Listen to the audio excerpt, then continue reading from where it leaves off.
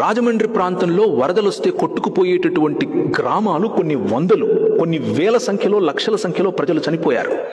ఆ సమయంలో గుర్రం వేసుకుని తిరిగినటువంటి ఒక సాధారణమైన బ్రిటిష్ జనరల్, ఆ జనరల్ ఆయనకు బాధ్యత ఏమిటి అనంటే, ఈ భూమిని, తెలుగు ప్రజలను ఆయన ప్రేమించి ఆయన అన్నాడు, ఒక క్రైస్తవునిగా నా కాళ్ళ క్రింద ఇంత మంచి నీరు కొట్టుకొని పోవటమే కాకుండా ఇన్ని గ్రామాలను తీసుకెళ్ళిపోతూ ఉంటే నేను ఎలా గుండె మీద చేసుకుని నిద్రపోవాలి అని ఆలోచించి పైన బంగాల్ ప్రాంతం నుంచి కింద మెడ్రాస్ వరకు ఆయన గుర్రం మీద తిరిగి పల్లం ఎలా ఉంది, నీళ్ళు ఎలా వస్తున్నాయి అన్న స్టడీ చేసిన తర్వాత ధవళేశ్వరం దగ్గర ఒక బ్యారేజ్ కట్టాడు.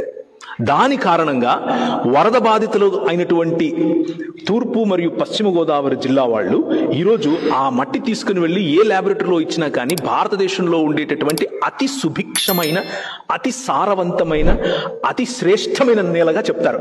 కారణం ఏంటి అంటే, ఒక్క మనిషి చూసిన విజన్. ఆ విజన్ ఏంటి అని అంటే, I love my people, I love Telugu people.